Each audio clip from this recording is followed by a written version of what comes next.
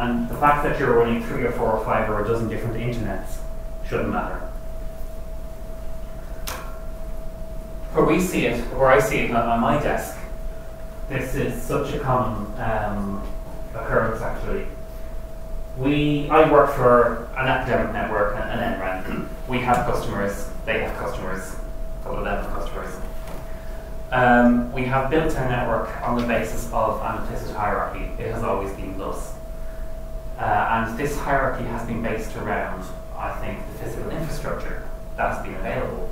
In order to connect to the internet in 13, 14, 15 years ago, when I started in HEAnet, the object of the exercise was, instead of everyone, all of the universities getting their own connection to the internet, which at the time was extremely expensive, they got together, got the buying power most importantly together, which implied getting someone to buy a router and connect the transit connection in, and then distribute it out over these lines to each of the individual universities and the RTCs and type institutes of technology now. It was about buying power. It wasn't about any particular physical infrastructure. We ended up building an NRAN out of this, but certainly, over a decade ago, the vast majority of the traffic, by vast, 80–90% of the traffic, was transit. Still is mostly. And you saw an awful lot less in the way than you do now of cooperation online between academic institutions. And the network built like that, and it still builds like that. We are in a situation where, by dint of being people who had to buy that router and procure that internet connection, we manage the address space, like any ISP. We hand that out for the most part to individual universities. They hand out parts to their clients. They can't connect to each other. The different networks, they've got their own firewall in front, in some cases, not all, amazingly enough. If they come into each other, we're now in a position where it is physically possible to buy this guy an Ethernet port, which connects to an Ethernet port over here, and hijinks ensue.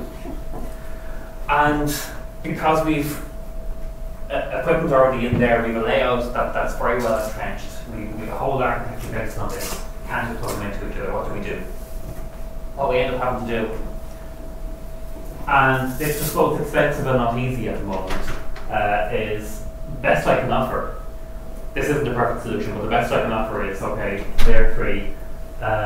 You're going to have to make another router. You're going to have to buy a router, even though there's no reason to buy that router except to run a routing protocol.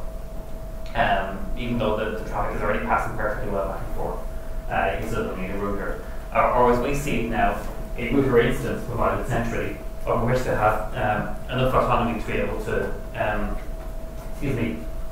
run their own network, run their own protocols, and form a logical network in between them. This shouldn't need any extra hardware elements already in place. And then, once we have defined the border well between the institute here and the institution above, you try to find a connection between them. That's not as simple as it looks. I'm going to hold my hand up here and say, in any situation where you're talking about partitioning a university network, algorithms will be raised. But the problem we had there of having to buy the hardware here to make this happen no longer applies. Think about that longer. The Green Star Network is a project.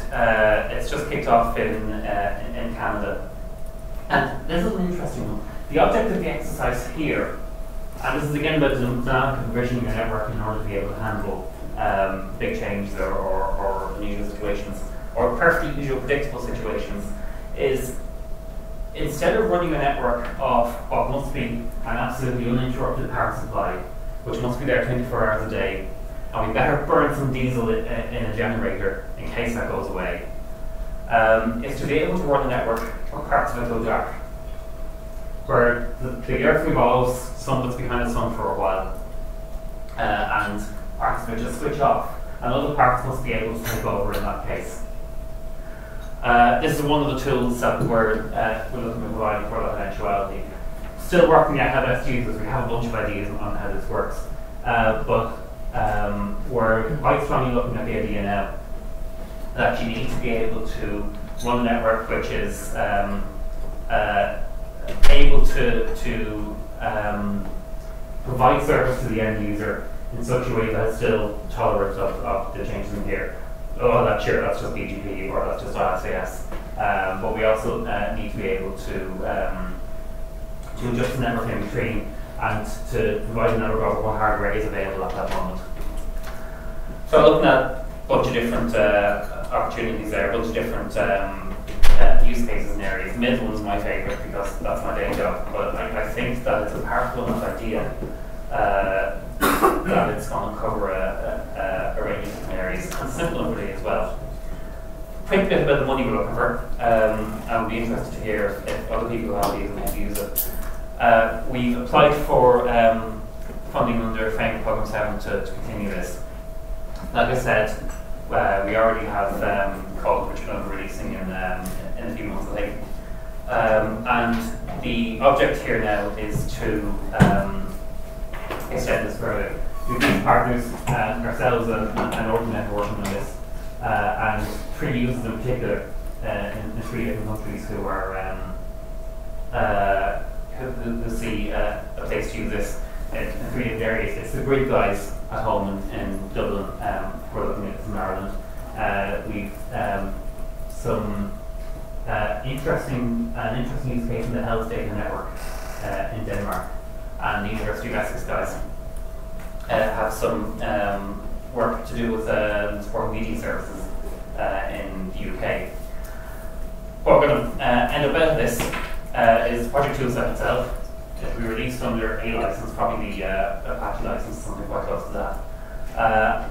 We want to have operational experience in actually running this. HEAnet wants to run this on a network as a real thing. This isn't just an academic, oh, let's see if we can research some stuff. We're developing a tool that we want to use in our network in the coming few years. And get feedback on that and get some results on how well it worked. So that's our picture for how we're going to be providing virtual networks to our customers, to real users over the next few years. We'd be delighted to have any questions.